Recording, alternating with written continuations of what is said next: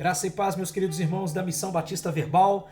Estamos de volta com mais uma palavra de edificação e encorajamento para o seu coração, para a sua vida, para que possamos ter a nossa caminhada sempre alegrada pela esperança no Senhor e fundamentados na palavra de Deus.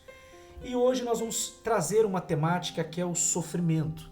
O sofrimento humano ele é um tema sempre presente e atual que todos nós experimentamos.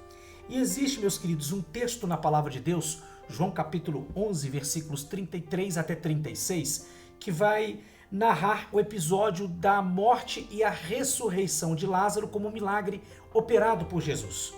E vai dizer assim, olha, versículos 33 em diante. Quando Jesus viu que ela chorava e que os judeus que a acompanhavam também choravam, agitou-se no espírito e se comoveu. E perguntou: onde vocês o puseram? Eles responderam: Senhor, venha ver. Jesus então chorou. Então os judeus disseram: vejam o quanto ele o amava. Meus queridos, na teologia cristã tradicional, o fato de Jesus ter chorado em João 11:35 é visto como não meramente algo emocional, mas tem uma profundidade teológica de ensinamentos muito fortes mediante o ministério e a obra de Jesus como um todo. E este texto é um dos textos mais ricos para poder compreender a pessoa de Cristo no seu lado humano. E o contexto ali era a morte de Lázaro, amigo pessoal de Jesus, irmão de Marta, de Maria, cujos atos estão registrados em alguns momentos dos evangelhos, pelo fato daquelas pessoas fazerem parte do ministério da vida de Jesus. Jesus os amava. E ele demonstrou isso de uma maneira muito forte. Mas o que o fato de Jesus ter chorado tem a ver comigo, com os meus problemas diários, minhas lutas na vida, ou ainda os meus sofrimentos legítimos? O que esse texto tem a ver comigo no meu dia a dia? Como isso pode me ajudar? E é exatamente isso que eu gostaria de compartilhar com vocês, alguns ensinamentos bem fortes desse texto que podemos extrair para que a gente possa ter nossa guia de vida em relação às nossas lutas, às nossas adversidades. Então, a primeira coisa que eu quero compartilhar com vocês é o seguinte: esse texto me ensina uma afirmação plena da humanidade de Jesus. Como assim? Jesus chorou porque era verdadeiramente homem. E o que isso pode me ensinar, meus queridos? Na teologia, a teologia clássica, tradicional, ao longo dos tempos, eles sempre leram esse texto como uma prova clara da encarnação real, contra qualquer forma de o que a gente chamava de docetismo, que era a ideia de que Jesus apenas se parecia humano. Não. A leitura desse texto demonstra claramente que ele era humano. Ele não finge emoção. Ele não simula dor. Ele não reprime lágrimas por saber o final da história, ou seja, mesmo sabendo que ressuscitaria Lázaro, Jesus ele acaba se comovendo e chorando. Tem um homem chamado Crisóstomo que ele afirmava que aqui o Evangelho fecha a boca dos hereges, mostrando que Cristo assumiu afetos humanos reais, exceto o pecado. Em outras palavras, ele chorou como homem e ressuscitou como Deus. Ele chora como homem e faz uma obra de ressuscitação na vida de um outro homem chamado Lázaro como uma obra divina. Então, isso afirma plenamente que Jesus ele era homem de uma maneira verdadeira. Segundo o ensinamento, é a identificação verdadeira de Jesus diante do sofrimento humano. Como que eu posso entender isso? Jesus ele se agita em seu espírito e chora no momento em que vê os outros em sofrimento. Então há ali uma identificação verdadeira de Jesus com o sofrimento humano. E a gente observa que Jesus sabia que iria ressuscitar Lázaro e mesmo assim não foi indiferente ao sofrimento daquelas pessoas. Ele de alguma forma se compadece, se interessa e age de uma maneira real e sem fingimento sobre o sofrimento daquelas pessoas. Isso me ensina que o conhecimento divino sobre o futuro não anula a empatia que Deus tem sobre as nossas vidas. Mesmo sabendo o que vai acontecer no futuro, de alguma forma Jesus Cristo está verdadeiramente relacionado, ligado, integrado ao sofrimento da pessoa naquele momento. E também me ensina que a fé não exige frieza emocional. Isso é muito importante saber. Aliás, já haviam profecias. Por exemplo, Isaías 53:3 vai dizer que Jesus ele era homem de dores, que sabia o que é padecer. E chegou até mesmo um momento em que Santo Agostinho disse que, sobre o choro de Jesus, que não foi por falta de poder, mas por excesso de amor. Olha que frase linda. Então, queridos, Jesus ele se identifica com o nosso sofrimento de forma sincera e verdadeira. Terceiro aprendizado é o seguinte, que há uma indignação santa diante da morte. E aqui há a profundidade do sofrimento e da teologia por trás da morte. Houve uma indignação de Jesus diante da morte, ou seja, Jesus se indigna diante da morte. O texto diz que Jesus agitou-se no espírito. E as palavras no original, elas vão trazer para a gente um significado que observa que esse verbo grego não indica apenas tristeza, mas também indignação, revolta contida e profunda perturbação. Ou seja, Jesus não chora porque aceita a morte como algo natural. Ele chora porque a morte ela é um inimigo, assim como 1 Coríntios 15:26 vai nos ensinar. Então, meus amados, nós precisamos entender que o fato de Jesus ter chorado é que houve dentro de si uma indignação diante do resultado do que o pecado trouxe à humanidade. A Bíblia vai apontar a morte como inimigo. E também a Bíblia vai apontar a morte como um resultado da desobediência do homem lá no passado, no Éden, no momento original, quando o homem de alguma forma desobedece a Deus. E nós não podemos fechar os olhos para isso. Por quê? Porque a morte ela é a separação de Deus. E a separação de Deus traz em nós comoção e dor. Dor de um inimigo. E Jesus Cristo sentiu isso. Apesar de não ter pecado, ele vê essa dor e se empatiza com a dor do outro.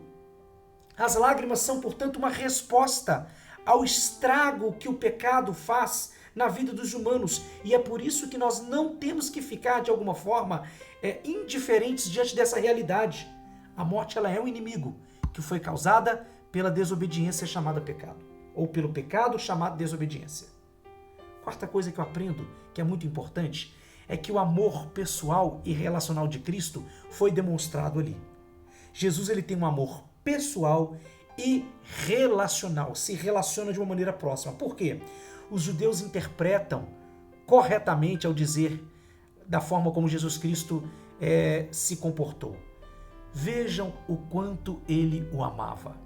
Os judeus falando o quanto Jesus amava de Lázaro. E na teologia tradicional nós reconhecemos que Jesus não amava apenas a humanidade de uma forma abstrata. Ele amava pessoas concretas com vínculos reais. E nisso eu posso ter a certeza para poder me confortar que o amor que Jesus tem por mim e pela vida dos seus filhos é um amor de estabelecer relacionamento e de forma pessoal. Isso acaba sustentando o ensinamento de que o amor de Cristo ele é particular. O cuidado pastoral de Jesus, ele é pessoal, não é um amor distante, filosófico, impessoal, não. Jesus, ele nos ama de uma maneira sincera e verdadeira, capaz de se compadecer pela minha dor e chorar comigo. Mas tem um outro ensinamento interessante que vai me trazer esse texto, que é o choro e espiritualidade. O que o choro tem a ver com a espiritualidade? A teologia vai me ensinar, por trás desse texto, que utilizar esse texto para uma forma correta é mostrar que chorar não é falta de fé. Não significa que o fato de eu chorar eu estou fraco espiritualmente. Lamentar não contradiz a esperança da ressurreição. A dor não é negada pela confiança em Deus, ou seja, eu confio em Deus e ao mesmo tempo posso chorar. posso expor os meus sentimentos, os meus pensamentos, ou seja, o meu interior, não em forma de palavras, mas em forma de lágrimas, demonstrando de alguma forma que, independentemente do meu momento, do meu estado, eu posso confiar em Deus. A minha espiritualidade pode andar em paralelo com aquilo de uma forma saudável. E Jesus legitima o luto humano sem essa desesperança, mas também sem negação de dor. Então Jesus Cristo, ele se compadece e me mostra que eu posso ter fé e ao mesmo tempo sofrimento andando em paralelo. De uma síntese, eu posso tirar de tudo isso que nós falamos até aqui, que Jesus chorou porque ele era plenamente homem, profundamente amoroso, moralmente indignado com o pecado, contra a morte, mas ao mesmo tempo compassivo diante da miséria causada pelo pecado. Mesmo sendo plenamente Deus, o Senhor da vida me traz vida.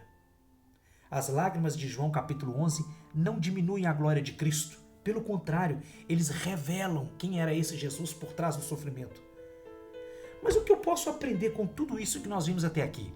De uma maneira prática na minha vida? Ou seja, o que eu posso colocar em prática para poder de alguma forma me trazer esperança, trazer consolação? De uma maneira prática, aplicada e honesta, eu quero colocar alguns pontos para vocês de forma rápida. Primeiro, você não precisa negar a sua dor para ser fiel a Deus.